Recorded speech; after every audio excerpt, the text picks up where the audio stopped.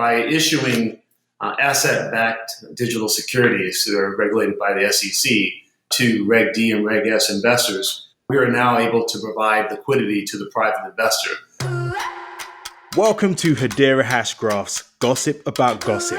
I'm Daniel Francis. I'm Ken Anderson. And I'm Paul Madsen. If you are a developer, an entrepreneur, crypto enthusiast, or just trying to learn more about how distributed ledger technology and Hedera Hashgraph will impact your industry, then you'll love the episodes that we have coming up. Bookmark us, add us to your podcast app, and stay tuned. Hey there, and welcome to Hedera Hashgraph, Gossip About Gossip. I'm Paul Madsen. So one of the best parts of this job is talking to people who are actually building on Hedera. So today I'm happy to be talking to Ed Nwokedi, who is CEO of Red Swan, who is building a tokenized real estate platform on Hedera. Welcome, Ed. Thank you very much. So Ed, before we talk about Red Swan, let's talk a bit about yourself. What's your background? How did you get into the space? I've been a serial entrepreneur. Back in 1985, I bought into a automotive chain, had a repair facility that we were pretty much doing a lot of work with insurance companies. I automated that business by putting in computers, and then we wound up growing that business into 7 locations in the Northern California area. Then we exited that business, selling it, the rights to the management, all of our employees. And then we kind of elevated that on the technical level into a .com company, basically using the business platform for logistics. So we did an online logistics system solution for that industry. It was called carstation.com. We actually raised $95 million from some of the main venture capitalists like Lightspeed, Marsh McLennan, and we actually raised about 200 employees and then exited that company to a public Fortune 500 company called ADP. And after that, I decided to go into Texas because my mother asked me to come to Texas looking for more businesses to acquire and build, and ran into some brokers who kind of talked me into joining the commercial industry for commercial real estate. I've been doing that for the past 15, 16 years with Cushman & Wakefield as the executive director of capital markets. I've since resigned from that position to focus on Red Swan, because we see some deficiencies in the marketplace. Real estate's a very conservative industry. Things move very slow, but there are a lot of constraints that we're seeing both on the property owner side as well as on the private investor side. So we created Red Swan as a solution to kind of take the friction out of buying high quality commercial real estate. And by the SEC ruling that asset-based security tokens can be released as security instruments to Reg D and Reg S investors, that was a major milestone for us into moving forward in this space. You moved to Texas for your mom. I think all the best career decisions should be motivated by that. So you mentioned the friction of commercial real estate. Can you talk to that? What are the issues that Red Swan is attempting to address? Well, on the investor side, we find that many investors who have under $10 million worth of capital to invest have a hard time finding high quality commercial real estate. I'm talking about Class A projects that are brand new. Most of that is reserved for institutional capital, like AIG or some of the major insurance companies, Metropolitan Life. They're the ones that usually provide the capital for your major high quality investment product. So you find that we call private investors, Reg D and Reg S investors, both domestic and foreign, have a hard time putting their money into those quality assets. So they have to go and then put their money into smaller projects, mostly Class B, Class C, that have a little bit more hair on them, a little bit more risky prospects. And they also have to find operators who probably aren't on the Class A level or the national recognized partners. And so they're putting risk on that side as well. And thirdly, for private investors, they typically invest in a project. They have to stay in that project for 5 to 7 years, a whole period, and they can't get out. And that's a big risk for them as well, because if they have life changes where they need their capital is pretty stuck into those properties. And so that's a big part of their issue that we're trying to correct with the liquidity. On the building owner side, they also have the problem with having a lot of capital cash trapped inside their properties. If you take a property that's $50 million and let's say it has $25 million worth of a bank loan, that's $25 million worth of equity that's in that property. It's hard for a building owner to recapitalize, going to a bank and refinancing to try to increase the loan to value because banks are pretty conservative and will probably keep it around 50 or 60%.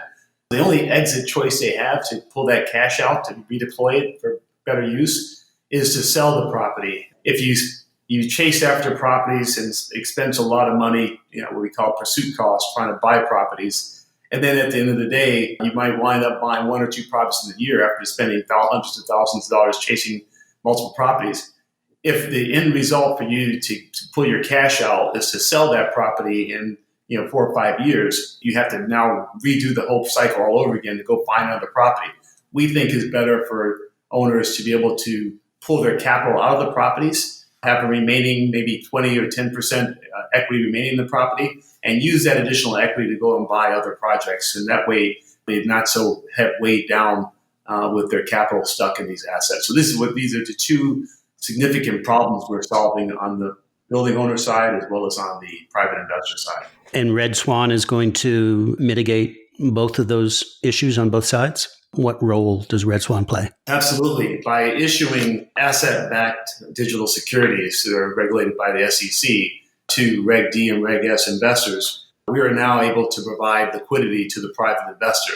They can come on our platform and see a wide variety of high-quality assets to invest in. They can invest the amount of money that they have available. They're not required to put a set amount in. We do have minimum thresholds, but still, if they can invest what they can afford in the asset, and they can do it rather quickly, right on their iPhone or mobile phone app, they can click and make a purchase of a sizable size into a high-quality real estate and know that they're secure because they're buying into a minority share of this property with a really strong operator owning a majority share and also managing the asset. So their due diligence level is highly reduced and they can make a very quick acquisition. And if they want to turn around and sell, they can bring those same shares back, those token shares back to our platform or Red Swan in our marketplace. We would post those availability of their shares. And one of our 25,000 investors would look at it and possibly buy that investment at market value.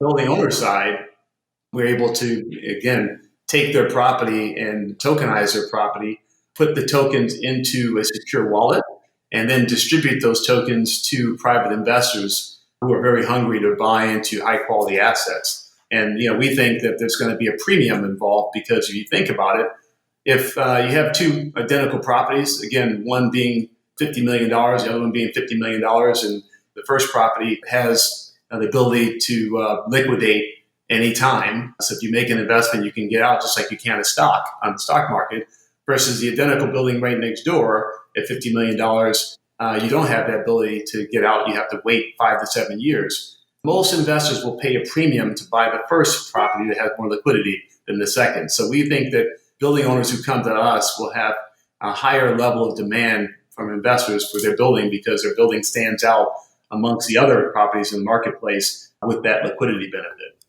If I understand correctly, Red Swan is in some sense a marketplace where you're allowing those buyers to find the properties and purchase. Why does that marketplace need to be on a DLT? Why decentralize it? We think that that's the best way to have diversification. We think that allowing investors to be on a DLT provides the speed, the accuracy, and also the decentralization.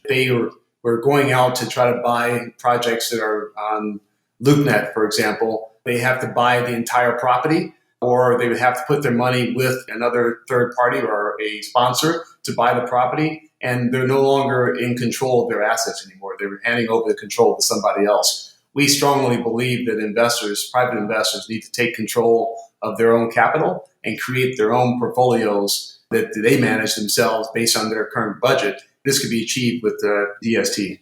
And Reg S, Reg D, can you just clarify for a financial neophyte like mine? Does that say something about the investor's resources and or education? Yes, Reg S and Reg D are the categories for accredited investors that is promulgated by the SEC, Security Exchange Commission. Basically, Reg D investors are accredited investors that are in the United States that meet the minimum requirements. I think that's $1 million worth of net worth and $250,000 worth of income. That gives them a qualification of having investment experience. And Reg S is the same, except for it's for foreign investors who aren't living here in the United States and they're coming in the United States to make an investment. They're also qualified under the same qualifications, but they're not living in the United States. Okay, that all sounds great. So how did you come to discover Hedera and see the fit between Red Swan and Hedera?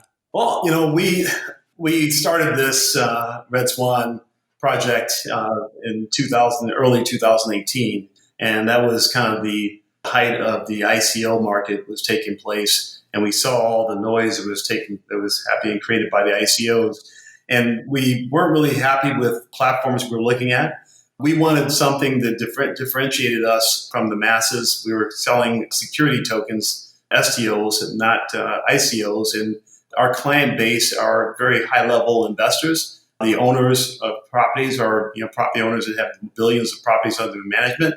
And so we needed security. We needed enterprise stability so that we can be rest assured that we have redundancy. We have the ability to transact with a fast and efficient manner.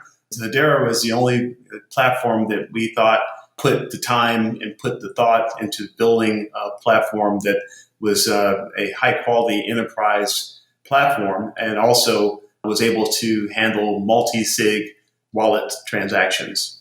Well, not surprisingly, that's great to hear, right? It's very validating to hear that the features that we think we're building, both technical and governance, are appealing to the category of use cases that we want to support. Multisig, can you expand on a use case that would demand the multisig capabilities? Absolutely. Like I said, we're working with very high quality investors who are spending $10 million or less or even more on real estate. And so they want to make sure that their base is very secure. There's no way for scrupulous entry or theft of tokens or currency. And right now there's been a lot of hacking into different systems, even to major banks are being hacked. What multi-sig allows for all of our investors, both on the property owner side who's issuing their shares, digital shares, as well as investors who are buying shares. Both sides have electronic wallets in which they're secured and insured for up to $1 billion on each account. Now with multi-sig, we're able to have the investor transfer over currency, whether it be crypto or fiat currency, through their wallet to our client's wallet, the issuer. And then the issuer simultaneously can use their wallet to distribute the tokens that were purchased from the issuer directly to the investor. And so that's a multi-sig wallet. And so all of our investors who are onboarded to our platform through our custodial automatically has a wallet assigned to them. And every building owner automatically has a wallet assigned to them. And it's just a matter of exchanging payment for crypto tokens. I could imagine that multisig could also be used to reflect the corporate structure of some of these property owning companies, so that, for instance, a given bid or offer to sell a property would require signatures of both the CEO and the CFO. That sort of logical authorization. You could manifest that in the multisig. That's correct. So you may have 2 or even 3 point verification, so that before something's released, multiple parties have to provide verification. And it also tracks the order in which offers were coming through to make sure there's no dispute to an offer was made by one party versus another party. The timestamp that Hedera will put on that will allow us to know the right awardee of the token. So this is the type of technology we're looking for in order to create the world's greatest platform and marketplace of commercial real estate issued securities. Great to hear. So what's next for Red Swan? Growth. We're moving very fast. We never thought that we'd be where we are today in terms of amounts of properties and interest, because we thought there'd be a very heavy learning curve, but we're already seeing about $865 million worth of projects that we're putting onto the blockchain or distributed ledger technology. And we have our arms around probably about $2 billion in total. So we're really excited about the acceptance we're getting in the marketplace. I think is because we have a lot of clients in the business. We know them. They know me. I've done a lot of business with many of these clients. So they trust the source and they're educated. And they realize the solution is a very smart solution. And so it's really speeding up the onboarding process for us. And we're really excited about that. So our next goal is to raise more capital so we can expand our business into additional cities and really ramp this up. So we're really looking forward to the launch this fall and looking forward to Hedera being right there with us as we launch and grow. Great to hear. I look forward to seeing that growth as well on both sides. Ed, thank you very much. This has been very interesting. You're very welcome, Paul. Really appreciate you inviting us to the table and looking forward to following up and providing you more updates on our success. Sounds good. Thanks, Ed. Thank you for listening to Hadera Hashgraph's Gossip About Gossip. If you liked the episode, please subscribe, rate and review, and also share and tell your friends. Or connect with us on social media like Twitter, Instagram, etc. at Hashgraph, particularly if you want to leave us feedback on the podcast. We look forward to hearing from you.